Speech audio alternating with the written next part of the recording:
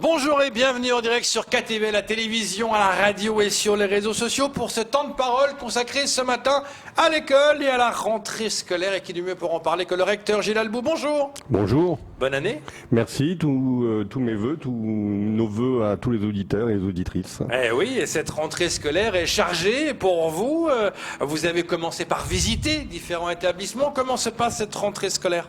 Écoutez, elle se passe le mieux qu'elle peut. On a évidemment toujours des points de vigilance sur cette épidémie qu'on surveille. On a des cas dans certains endroits et donc, comme on l'a toujours fait, on surveille, on isole les personnels qui sont à risque, contact à risque, et on désinfecte évidemment les écoles quand il le faut. Et pour l'instant, on le fait. Et puis le deuxième point de vigilance, évidemment, sont les violences. On a eu quelques alertes dans le Nord aujourd'hui sur le hub de Kahani, et là partout la gendarmerie est présente, nos équipes aussi, et on contient ces événements comme on l'a fait. Et ce sont les deux points de vigilance de la rentrée, comme toujours. Et puis évidemment derrière il y a des projets, et comme je le dis, on est pour 2021 sur des vœux d'optimisme et des vœux d'optimisme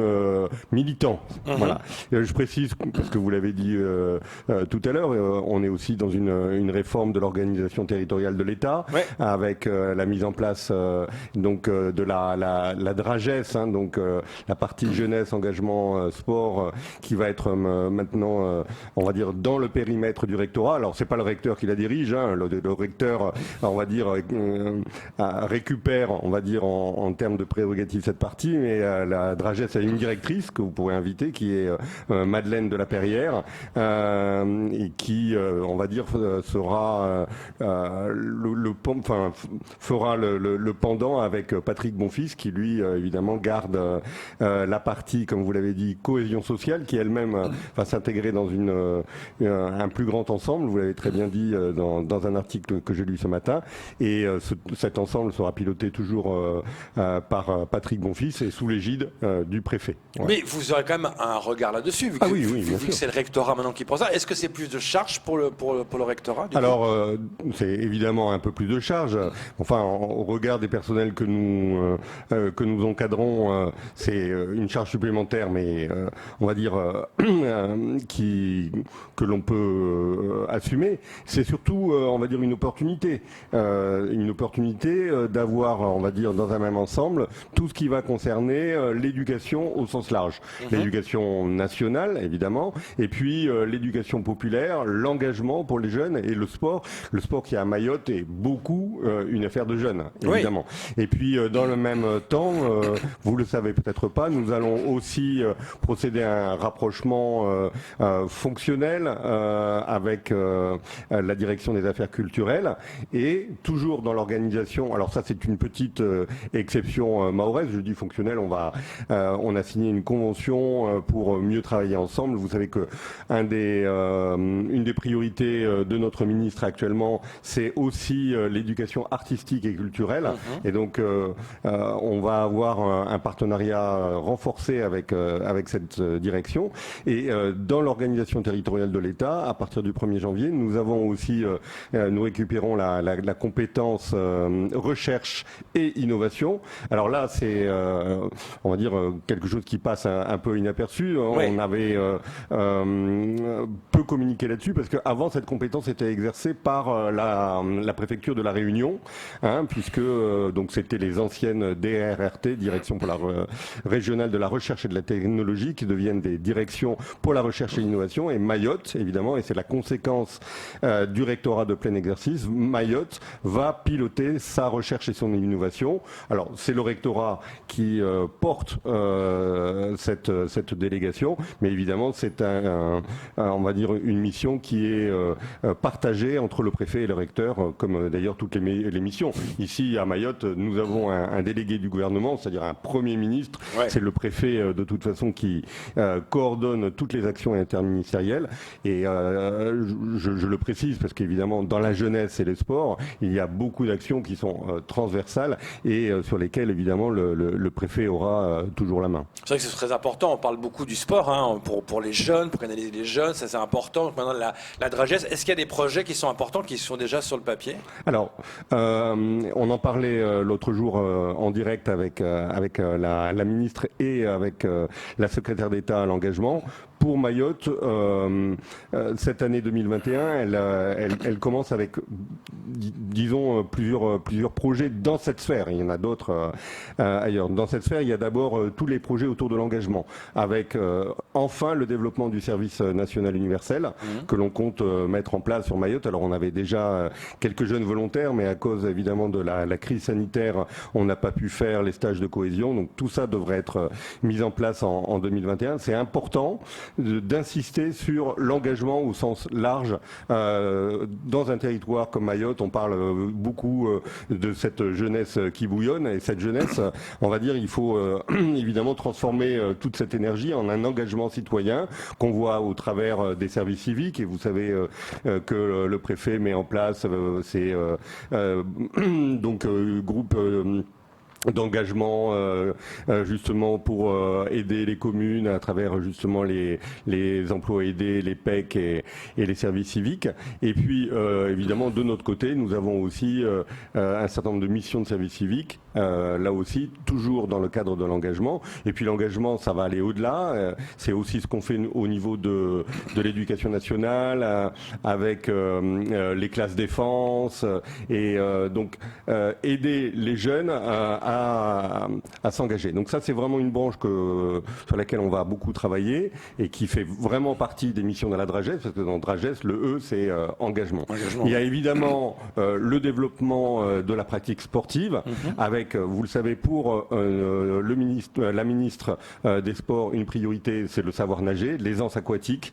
Et là aussi, à Mayotte, développer le savoir nager, c'est important. Alors ça se fait dans le cadre de l'école et ça doit aussi continuer à se faire, on va dire, en marge de l'école, travailler aussi avec toutes les associations sportives et puis aussi continuer à développer le sport en général. On le fait chez nous avec le développement des sections sportives. Je vous rappelle quand même que cette année, on est passé de 7 sections sportives à 14, donc on a multiplié par 2 le nombre de sections sportives. On va encore continuer, développer l'UNSS et évidemment maintenant réfléchir au sport dans un sens plus large avec les associations, les fédérations et puis évidemment développer les infrastructures sportives. Et là aussi, il y a de gros partenariats entre le rectorat, les communes, les communautés de communes.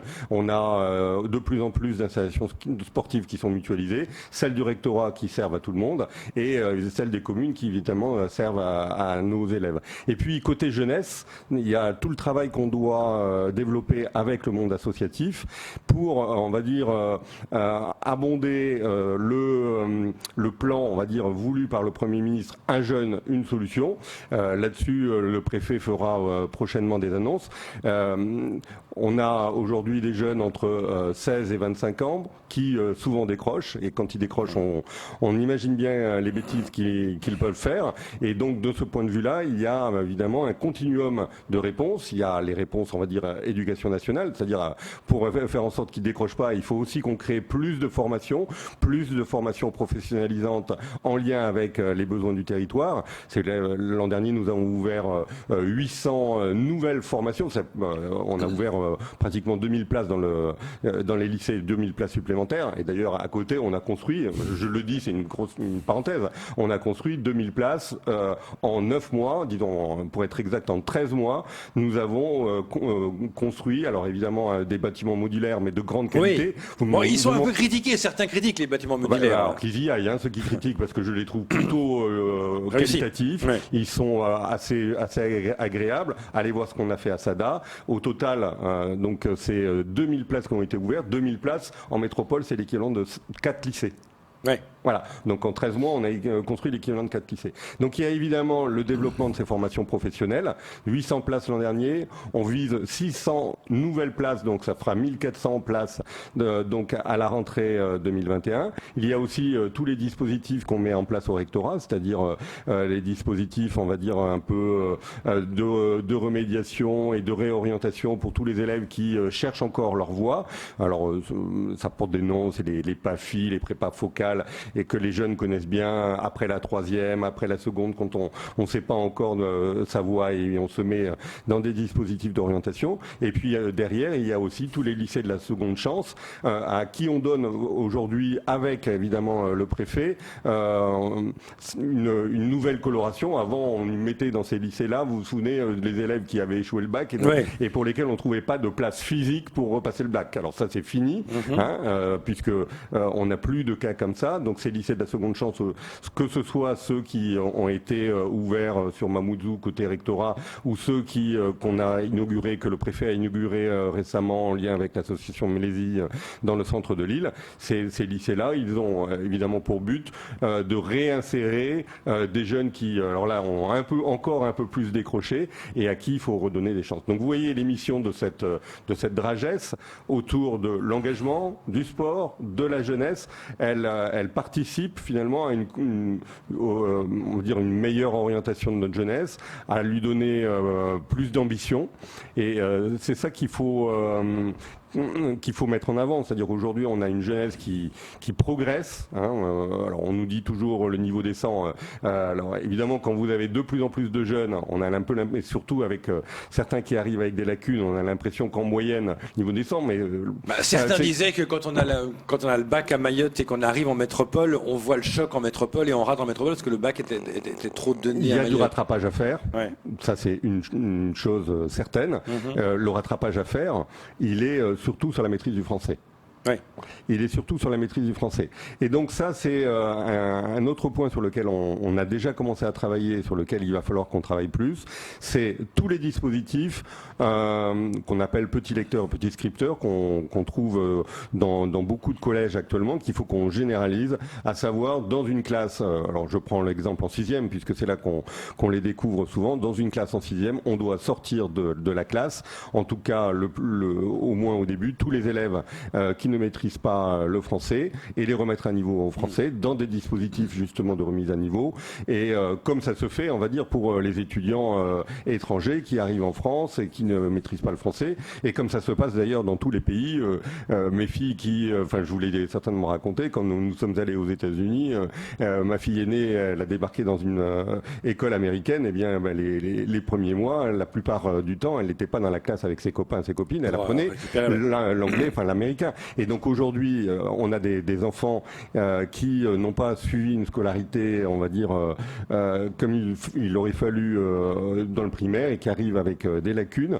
Eh bien, ces lacunes, il faut les traiter et pas laisser ces enfants. C'est pas bon pour ces enfants et c'est pas bon pour les autres non plus. Évidemment. Et c'est ce que les parents nous disent. On se retrouve dans une classe où les enseignants ont du mal un peu à gérer cette hétérogénéité. Donc il faut qu'on traite ça, c'est une des priorités. De l'autre côté, et on va beaucoup communiquer certainement la semaine prochaine sur les cordées de la réussite, il faut aussi, et je rebondis sur ce que je disais au départ, donner de l'ambition à nos jeunes, créer encore plus de classes talents. On a parlé tout à l'heure des sections sportives, il faut aussi développer ce qu'on a déjà mis en place, les classes à horaires aménagés musique et d'autres dispositifs talents qu'on voit. Alors certains disent c'est des classes de niveau, alors c'est souvent pas une seule classe, c'est des élèves qui se retrouvent, qui ont de l'appétence, qui ont envie de travailler plus vite, de commencer à se spécialiser.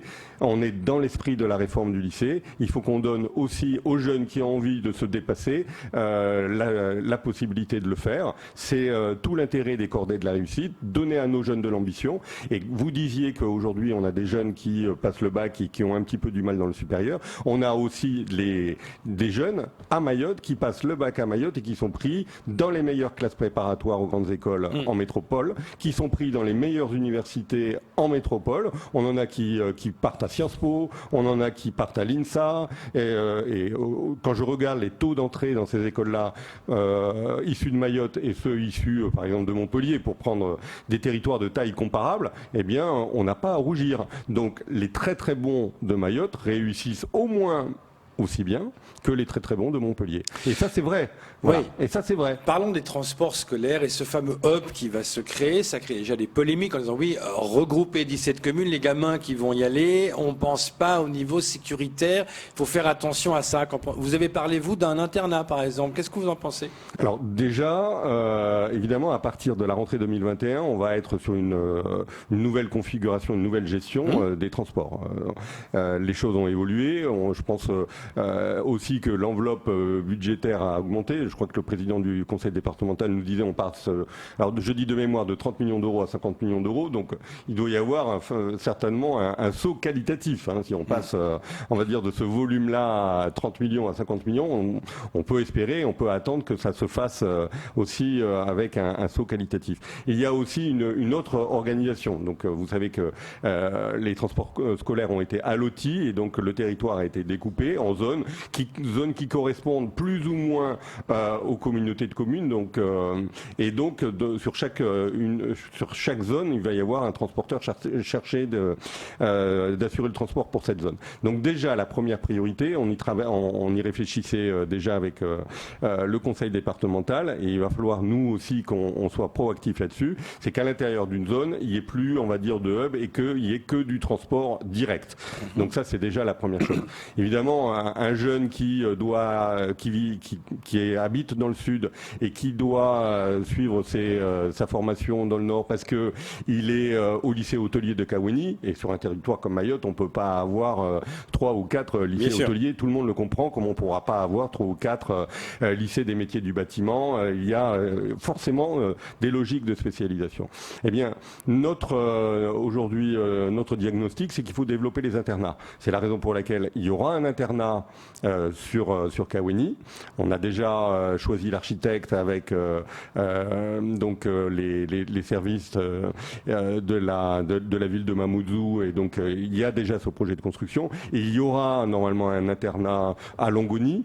Il devrait y avoir au total 4 nouveaux ou 5 nouveaux internats qui nous permettront d'avoir un maillage du territoire. Ces internats, ils devraient être aussi à proximité justement des lycées, et plutôt des lycées professionnels qui justement attirent des jeunes venus de tout le territoire. Alors ce n'est pas la seule solution, mais développer l'internat ou développer aussi des systèmes d'hébergement chez l'habitant.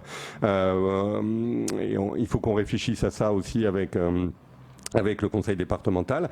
Développer ceci, ça permettra d'avoir aussi moins de jeunes qui font des longs trajets. Alors, est-ce qu'on évitera les hubs de manière générale? Un hub, c'est une gare routière. Et je connais aucun territoire qui n'ait pas sa gare routière. Parce que oui, mais il faut la sécuriser. Voilà. C'est ça le principe, il est là. Déjà, le problème de ces hubs, c'est qu'il y a trop d'élèves. Voilà, non, donc ça. Déjà, si on limite le nombre d'élèves qui vont faire des grands trajets, et ça doit être la priorité. Avant de réfléchir au hub, il faut se dire on doit avoir le moins possible d'élèves qui font des longs trajets. Et dans les élèves qui font des longs trajets, il faut aussi en faire en sorte qu'il y en ait le moins possible qui ait à s'arrêter sur ces hubs, favoriser évidemment les liaisons directes. Voilà. Et quand on doit s'arrêter, faire en sorte qu'évidemment, dans ces arrêts, il y aura le moins possible de jeunes. Moins il y en a, moins ça s'agite. On est quand même tous conscients de ça. Et ensuite, évidemment, les sécuriser. Le temps passe très vite. Dernière question, Gilles Albou. Les constructions scolaires, on en est où? Alors déjà, ce que j'ai dit, c'est qu'il y a tous les bâtiments provisoires, alors c'est du beau provisoire qu'on a construit. J'ai dit 2000 places construites en 13 mois. Tout n'est pas encore fini. Je crois qu'on est en train de livrer les derniers là dans les jours qui viennent. C'est un point important. Et puis après, il y a toutes les constructions avec des livraisons, on va dire, qui vont commencer à arriver entre 2022 et 2025. on n'a pas pris de retard.